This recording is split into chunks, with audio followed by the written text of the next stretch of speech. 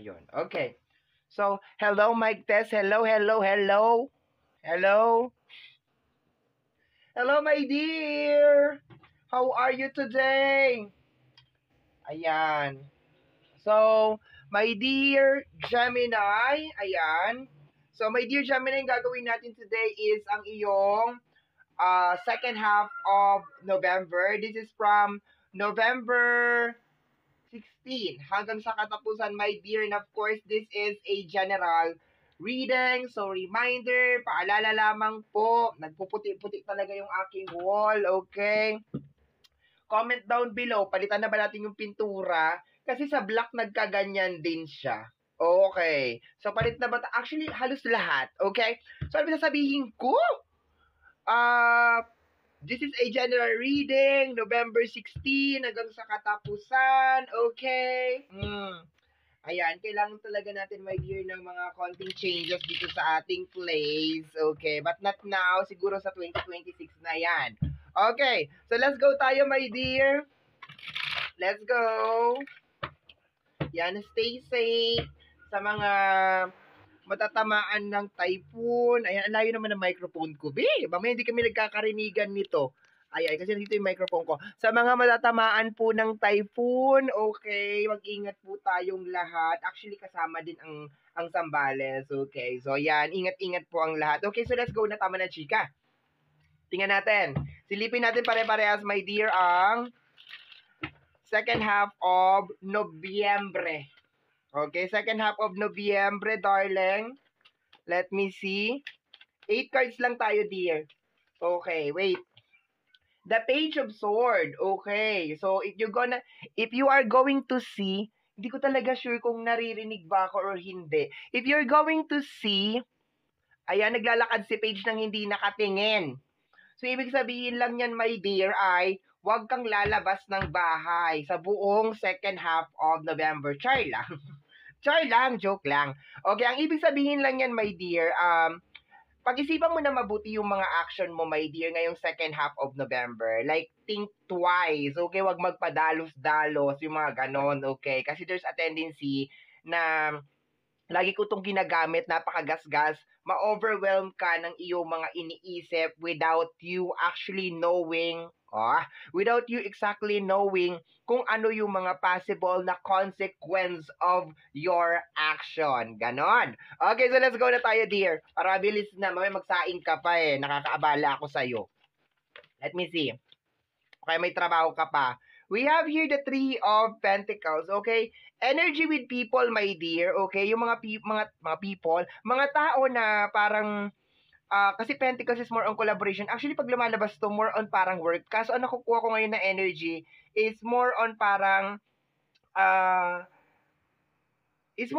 meron silang iaalok sa'yo. Parang gano'n, na nakukuha ko, my dear. So, parang you need to be aware yung mga inaalok, yung mga offering, yung mga, maganda naman may offering, pero parang pag-isipan mo na mabuti, dear. Okay? Pag-isipan mo talaga ng mabuti over here. Actually, nandun pa rin yung energy, my dear Gemini, yung mga parang gusto mong gawin. Okay? Kasi kung tingnan mo yan, parang pagplanuhan mo na mabuti. Kasi tingnan mo, diba? Meron siyang parang binabasa dyan na parang lot plan or something. Kaya it's more on planning talaga. Talagang pagplanuhan mo siya. Pero at the same time, nakuha ko rin, my dear Gemini, yung energy ng mga tao na parang lalapit sa'yo. Actually, ang nakuha ko lang na energy is more on parang meron silang iaalok sa'yo and kinakailangan mo talaga pag-isipan na mabuti if you will entertain it, i-grab mo ba, so on and so forth. Okay? Pero there's a tendency, dahil meron ditong chismoso, nasa may selenite ko, sino naman kumain ng selenite? Okay? Naninisi ako, ako naman na nagtabi. Okay, so kung makikita mo dyan, para may chismoso, ayun o, para may chismoso, doon yung nakikiga na, ano meron dyan, yung parang ganon. So siguro, my dear, parang wag mo munang ipagkalat kung meron ka mga bagay na gustong gawin. Okay, yung mga ganon. Kasi para may chismoso doon, or chismoso or chismosa, kasi wala naman tayong gender. Okay, next card natin, dear, is we have here the energy of the Tower. Okay, huwag kang gumawa ng mga mabibilisan na changes, okay? Huwag kang gumawa ng mabibilisan na changes. Like, ay, ayoko na nito. Ayoko na, yung ganyan. Baka pagod ka lang, dear. O kaya baka naguguluhan ka lang. So, 'di ba? Kasi ang nakuha ko kaagad is mabibilisan na changes sa energy ng Tower. Ang Tower kasi para sa akin, para sa akin yung mga nagko-compare talaga diyan sa akin sa ibang mga tarot card. Kanya-kanya kami ng pamamaraan. Sorry naman, high blood na naman ako. Okay. So, dun sa tower, dear, pag lumalabas kasi sa akin ng tower, laging parang nagba-back to zero. Okay? Pero nauna kasi yung page over here. So, wag kang gumawa ng mga mabibilisan ng mga changes, my dear. Wag talaga, wag. Parang pag-isipan mo talaga yung mga action mo. Paulit-ulit ako dun sa area na yun. Okay. So, let's go tayo, dear. Next card is the energy of the Six of Cups. Okay? Six of Cups, napaka-flat ng energy. Saglit lang, maghintay ka. Six of Cups, may mga cups sa harapan, is more on parang, yun talaga dear, dun siya bumabagsak eh. It's more on parang ang tagal mo nang gustong gawin, and then para ma-accomplish lang siya, gagawin mo. Yung parang ganun. Pero hindi kasi ibig sabihin na parang atat na, parang mayroon kang bibilhin. Like, meron kang bibilhin, tapos, siguro matagal mo nang gustong bilhin yan. Tapos, gusto mo, kasi this is, ang nakuha ko sa akin is more on parang emotional fulfillment. Yung, huy!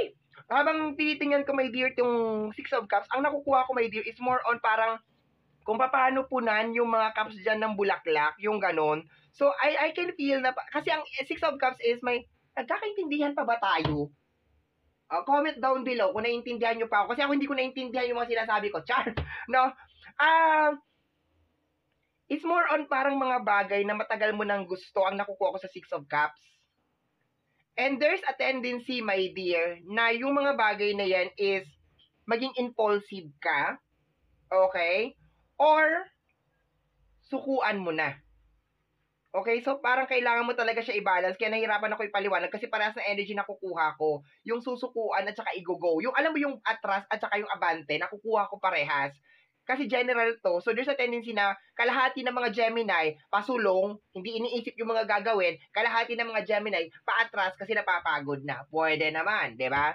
So, pero dun pa rin tayo sa pinaka-highlight sa energy ng page na parang, be careful. Like, be careful lang. Okay, closing na tayo. Ay! We have here, dalawang cards. We have here the energy of the Two of Pentacles, okay? It's more on balancing. I think ang ibabalance mo dito is yung mga iniisip mo. Kasi ito yung partner niyan eh. Yan, mag-partner yan, dalawang yan, okay? Ayan. Tapos may tayo Seven of Cups. May kinalaman sa mga dreams. Paulit-ulit ako kanina sa mga manifestation in dreams. Okay? Yun ang nakukuha ko talaga over here. Kumbaga parang pagplanuhan mo talaga na maigi may dear yung mga gagawin mo. Actually, yung pinaka-ano niya, my dear, para hindi tayo nagkakalito, umupo ka dyan. Nagmamadali ka na naman. Hindi ka na makagandahan. No? Ang nakukuha ko, my dear, is more on parang ano siya eh. It's more on parang susubukan ko na nga ipaliwanag ng maayos eh. Teka lang. Yung mga gusto mong mangyari, dapat open ka, my dear, sa mga possible na maging consequence niya. Kung gusto mo siyang sukuan, if you want to, like, ayoko na, kailangan prepared ka doon sa mga magiging consequence nung bagay na yon. Pero at the same time, kung gusto mo naman din siyang ipagpatuloy, alam mo rin dapat kung ano yung mga magiging sacrifices nung gagawin mo. I think hindi siya doon, kaya ako naguguluhan eh, kasi hindi siya about doon sa urong-sulong na energy, yung move forward at saka yung backward, hindi doon eh. It's more on knowing kung ano yung magiging outcome nung action mo. No, siguro before mo ihakbang yung mga paa mo, talagang you need to think very carefully, my dear, kung ano yung mga magiging consequence ng action niyan kasi baka ayang ka na naman. Pag nagawa mo isang bagay, tapos, ayun, kung ano, hilo-hilo ka na naman ulit. Ganon, lagi nangyayari sa'yo yan. Okay? So, last two cards tayo, dear. Last two cards. Okay? Sa mga bago lang dito sa ating channel, masasanay ka rin. Meron ka rin ditong page, my dear, related sa energy ng iyong emotion. Kung kanina, parehas sa bangin yan, dear. Okay, naglalakad na nakatalikod, may daladalang kutsilyo, 'di ba? Tama ba yung ganyan na gawain na maglakad ka, may daladala kang knife, paano ko nadapa ka, paano ko na 'di ba? Dito naman, my dear, it's more on cups. Nakita mo na sa bangin din siya, my dear. So, ang mga page ko dito sa Ethereal Vision is naglalabas siya, my dear, ng parang may konting risk, parang ganon. Although naman lahat naman ng page ko sa tarot, my dear, is connected sa energy ng pag-aaral, like pag-aralan mo emotion mo, depende kung ano yung lumabas na page. And dito kasi sword at saka cups ang nasa iyo. Ito kasi energy to ng tower, okay? So dito ko, my dear, nakukuha. Actually, sa unang page is more on parang huwag magpadalos-dalos sa mga decision, okay? Ayan na yung nakukuha ko na energy kanina pa lang, dear, okay? Na parang magulo siya kasi dalawa pa yung page na lumabas. Una, is yung typical na padalos-dalos because of what you think. Sabi ko nga, parang matagal mo nang gustong mangyari to, so gagawin mo na, parang gano'n. Pero at the same time, baka meron ka mga problem na may kinalaman sa usapin ng financial. So, this is not the time na para makuha mo ng isang bagay, mangungutang ka. This is not the time para ma-fulfill mo na yung gusto mo, magti-take ka ng, para kang kumuha ng bato, pinupok mo sa ulo mo. This is not the time. Dito naman sa pangalawa, my dear, ito yung pagsuko. Di ba sabi ko nga sa iyo, my dear, parang urong sulong. Ito yung pagsuko, my dear, kasi partner niya yung tower. Grabe naman yung lightings natin. Di ba? Kaya hindi ako nagmagamit masyado ng lightings, my dear, kasi yung mga cards ko, todo paliwanag. Okay? Kasi yung mga cards ko ay may mga may mga reflector. O, ano daw? Mga reflective. Ayan, o. Sasabihin kasi ng iba, bakit ganun? Lagi ka nalang madilim. Reflective nga yung mga cards eh. Hindi mo na nakita yung cards, di ba? So, nakukuha ko dito, bakit ba nagpapaliwanag ako lagi? I need char. Okay.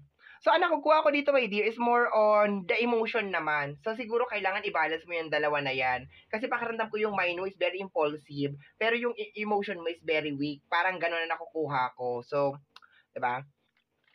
Last card na tayo, dear. Alam mo, may mga reading na ganito na hindi ko talaga siya maintindihan maski basta salita na lang ako ng salita na lang ako ng salita. Ang reason siguro nun kasi hindi ko naman siya reading. So, I hope, my dear, sabi ko nga, hindi talaga ito magre-resonate for everybody. So, siguro, hindi naman ako Gemini. Okay, so anyway, we have here the 8 of Pentacles. Okay, 8 of Pentacles connected sa energy ng work. Kung ano mo yan, my dear, na parang nape-pressure ka na mangyari sa buhay mo, huwag kang gumawa ng kahit anong shortcut. Parang nakukuha ko dito na you are almost there. Parang lagyan mo lang ng konting palugit pa, konting expansion pa, konting dugtong pa, my dear. Habaan mo pa yung pasensya mo, huwag ka mag-shortcut. At the same time, kung napakarami mo ng ginawang effort din dyan sa bagay na yan, huwag mo rin sukuan kasi sayang naman. Malamang baka hindi mo pa nakikita yung result ngayon, pero baka konting push pa, konting tulak pa, nandun ka na. Yun ang nakukuha ko over here. And pagdating sa outside na energy, siguro iwasan mo mag-share gaano or actually iwasan mo talaga mag-share as much as possible kasi pakiramdam ko mayroon mga chismoso at mga chismosa, parang ganon, na parang naghihintay sila ng information about you, okay? And I think that is one way para lalo ka pa ma-pressure kasi nabitawan mo ng salita na, ay, magkapagawa ako ng mansyon, mga ganyan. So, di ba, lalo ka ma-pressure kasi alam ni ganito, alam ni ganyan. So, basta. Okay? Tingnan natin yung hidden message, dear. Lilipat kita mamaya. We have here the 3 of Swords. Okay? We have here the 3 of Swords. Sa energy ng 3 of Swords, this is more on disappointment. Hindi to maganda kasi hidden message to. So, there is a possibility, my dear, na maraming disappointment na mangyari, my dear, ngayong second half of November. Pero kagaya nga na sinasabi ng ating mga guides over here sa card, matuto ka lang talaga na i-balance like yung iyong mind at saka yung iyong emotion. Actually, yung emotion is more on giving up. I-analyze mo, hindi kita pinipigilan na i-give up yung isang bagay. Kung gusto mong i-give up mo. Pero make sure mo talaga, my dear, na walang regret at the end. Okay? Kung gusto mo siyang i-give up, sige, go, i-give up mo. No? Sa mga bagay na gusto mong mangyari, make sure mo rin, my dear, na alam mo yung consequence. Okay? Like, gagawin ko to, ganyan. Alam mo dapat yung consequence. Okay? So, meron kang 3 of Swords bilang hidden message of the tarot of the card. Okay? Ang gulo!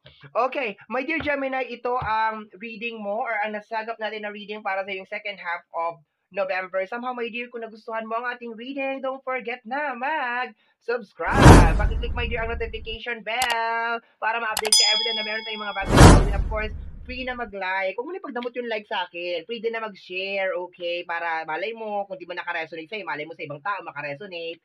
And free to comment kasi binabasa ko yan. Okay, mga comment, binabasa ko yan. If you have any suggestion, comment, or kung ano-ano man, binabasa ko yan, darling. I'm reading that, okay? Sa lahat ng ating mga videos, okay? Once again, sa mga hindi pa po nakakakilala sa akin, my name is RJ, also known as Apo J. Maraming salamat po. And until next time, bye-bye. Thank you, my dear.